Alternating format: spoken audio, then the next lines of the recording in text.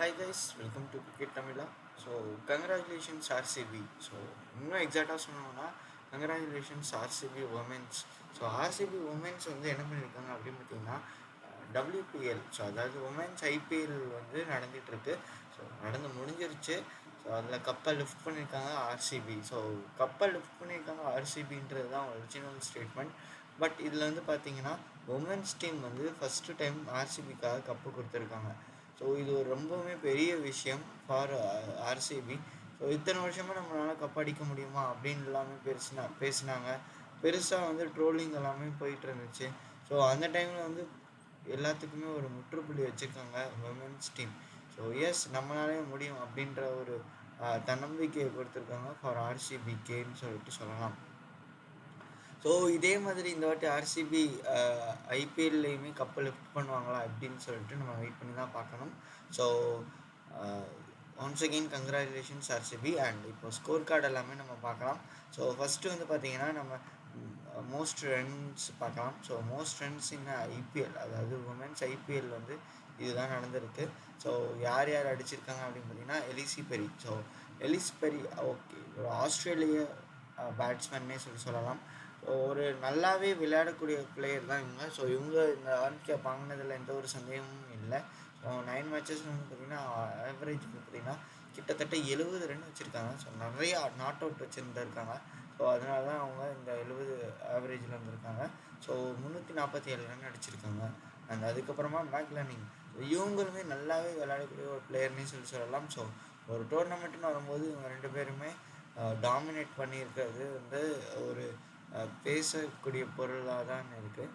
So அதுக்கப்புறமா பார்த்திங்கன்னா இவங்களோட ஆவரேஜ் வந்து பார்த்திங்கன்னா 36.77. அதே மாதிரி இவங்களோட டோட்டல் ஸ்கோர் இந்த டோர்னமெண்ட் பார்த்திங்கன்னா 331. ஸோ அதுக்கப்புறமா ஷஃபலி வர்மா, ஸோ இந்தியன், அதே மாதிரி ஸ்மிருதி மந்தனா இந்தியன். ஸோ ரெண்டு பேருமே 300 ரன் அடிச்சிருக்காங்க. ஓகே, ஒரு நல்ல விஷயம்தான். ஆனாலுமே இது வந்து பார்த்திங்கன்னா ஒரு எந்த அளவுக்கு இந்திய ஐபிஎல், அதாவது ஐபிஎல் நம்ம சொல்லும் போது இந்தியன் வெர்ஷன் தான், அதில் இந்தியன் பிளேயர்ஸ்னால இவ்வளோ தான் நம்மளால் அடிக்க முடியுது. இன்னும் ஒரு 30 ரன் 40 ரன் வந்து கம்மியாக தான் அடிச்சிருக்காங்க கம்பேரிட்டிவ்லி வந்து பார்த்திங்கன்னா அதர் பிளேயர்ஸ். ஸோ வெயிட் பண்ணி பார்க்கலாம். ஸோ அடுத்தடுத்த டோர்னமெண்ட்டில் எப்படி சேஞ்ச் ஆகுதுன்னு சொல்லிட்டு. அண்ட் அடுத்தது வந்து பார்த்திங்கன்னா பவுலிங் ஃபிகர்ஸ். ஸோ யார் அதிகமான விக்கெட்ஸ் எடுத்திருக்காங்கன்னு சொல்லிட்டு பார்த்துக்கலாம். ஸோ 8 விக்கெட்ஸ் வந்து மோஸ்ட் கம்மி, அதாவது சீப் எக்கானமி வந்து பார்த்திங்கன்னா இவங்க தான் போட்டிருக்காங்க. யாருக்குன்னா ஸ்ரீயங்கா பட்டேல். இவங்க தான் பர்பிள் கேப் ஹோல்டரும் இவங்க தான். ஸோ 13 விக்கெட் எடுத்திருக்காங்க. ஸோ 7.30 எக்கானமி கொடுத்து எடுத்திருக்காங்க. அண்ட் ஷோபனா ஆஷா, இவங்களுமே ஆர்சிபி. அண்ட் அடுத்தது சோஃபி மொலின்ஸ், இவங்களுமே ஆர்சிபி. ஸோ டாப் 3 பவுலர்ஸ் வந்து டாமினேட் பண்ணியிருக்காங்க இன்னும் பர்பிள் கேப் டேபிள். ஸோ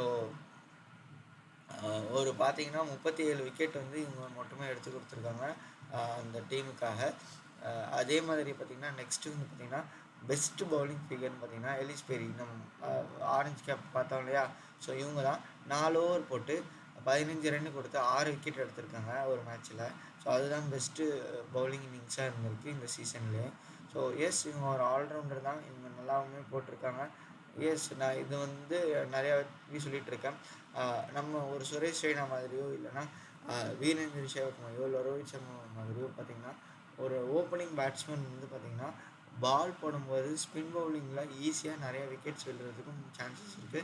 அதுதான் அந்த மேட்ச்சில் நடந்திருக்கு. 6 விக்கெட் ஒரே ஆள் எடுத்திருக்காங்க. ஸோ இந்த மாதிரி நடக்கிறதுக்கும் நிறையா சான்சஸ் இருக்குது. அதே மாதிரி பேட்டிங் ஆவரேஜ் வந்து பார்த்திங்கன்னா 98 ரன்ஸ் வச்சுருக்காங்க. ஸோ 8 மேட்ச் விளையாண்டி வெறும் 3 ரன்னு கூட அடிக்க முடியாத 95 ரன்ஸ் அடிச்சிருக்காங்க. ஸோ இவங்க தான் பெஸ்ட் ஆவரேஜ் வச்சுருக்காங்க. நிறைய டைம்ஸ் நாட் அவுட் போயிருக்காங்க. ஸோ செகண்ட் பிளேஸில் வந்து பார்த்திங்கன்னா எலிபெரி தான் இருக்காங்க.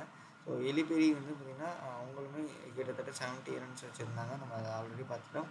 தேர்டு வந்து பார்த்திங்கன்னா ஹர்மன்பிரீத் கௌர். ஸோ இவங்களுமே 53 ஆவரேஜ் வச்சுருக்காங்க. ஸோ இவங்களுமே 268 ரன்ஸ் வந்து அடிச்சிருந்தாங்க இந்த டோர்னமெண்ட் ஃபுல்லாகவே. ஸோ நெக்ஸ்ட்டு வந்து பார்த்திங்கன்னா நம்ம ஸ்கோர் கார்டு தான் பார்த்துருக்கோம் ஃபைனல்ஸில் என்ன நடந்துச்சுன்னு சொல்லிட்டு. So Delhi Capitals toss win பண்ணாங்க. டாஸ் வின் பண்ணதுமே வந்து பார்த்திங்கன்னா 113 ரன்ஸ் தான் அடிக்க முடிஞ்சிச்சு. அண்ட் எல்லா விக்கெட்டையுமே அவங்க கொடுத்துட்டாங்க. ஸோ ஷ்ரேயங்கா பட்டேல் அப்படின்னு வந்து 4 விக்கெட் எடுத்து கொடுத்துருக்காங்க ஃபார் த டீம். ஸோ அதே மாதிரி பார்த்தீங்கன்னா Sophie Molineux so 3 for 20 runs 3 wicket எடுத்திருக்காங்க. அண்ட் இவங்க எடுத்தது வந்து பார்த்திங்கன்னா நிறைய டாப் ஆர்டர் பேட்ஸ்மேனையுமே இவங்க எடுத்திருந்தாங்க. அண்ட் அதே மாதிரி பார்த்திங்கன்னா ஷோபனா ஆஷா இவங்களுமே 2 விக்கெட் எடுத்திருந்தாங்க.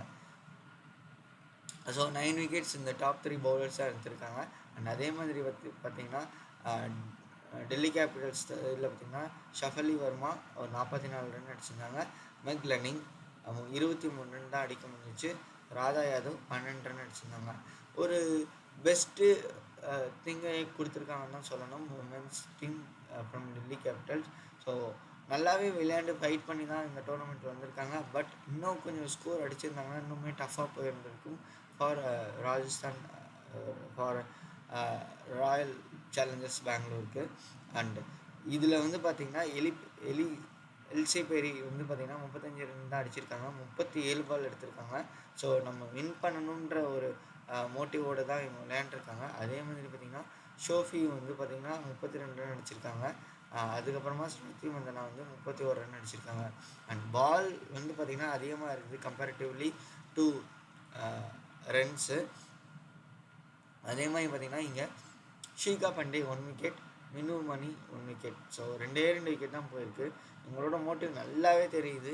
நம்ம விக்கெட்ஸ் லூஸ் பண்ணக்கூடாது, அடிக்கணும், அந்த டைம் எடுத்தாலுமே பரவாயில்ல அப்படின்ற மாதிரி தான் அடிச்சிருக்காங்க. கடைசியிலேருந்து பார்த்திங்கன்னா ஆர்சிபி வந்து வின் பண்ணிட்டாங்க. 115 ரன் அடித்து அதுவும் இன்னும் 3 பால் இருக்கும்போது அடிச்சிருக்காங்க. பட் முக்கியமான விஷயம் 8 விக்கெட் இன்னும் கையில் இருக்குது. ஸோ அதனால தான் இவங்க ஒரு சாம்பியனாக இருக்காங்க for the first time in women's IPL history.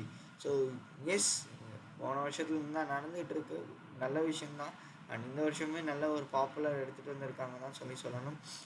அதே மாதிரி வந்து அடுத்தடுத்த வருஷங்களில் வந்து இவங்க இன்னும் நல்லா பெர்ஃபார்ம் பண்ணணுன்றது தான் நம்மளோட ஒரு கங்க்ராச்சுலேஷன்ஸ் மெசேஜாக இருக்குது.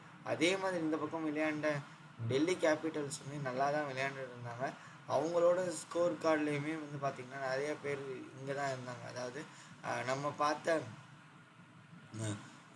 மோஸ்ட் ஃப்ரெண்ட்ஸாக இருக்கட்டும், நம்ம பார்த்த மோஸ்ட் எக்கானமி பவுலிங்காக இருக்கட்டும், நிறைய இடத்துல பார்த்திங்கன்னா அடுத்தடுத்த இடத்துல ஃபஸ்ட்டு ப்ளேஸில் இல்லைனாலுமே செகண்ட் தேர்ட் ப்ளேஸ்லேயும் அடுத்தடுத்த இடத்துல இருந்தது வந்து பார்த்திங்கன்னா நம்ம டெல்லி கேபிட்டல்ஸ்லேருந்து தான்.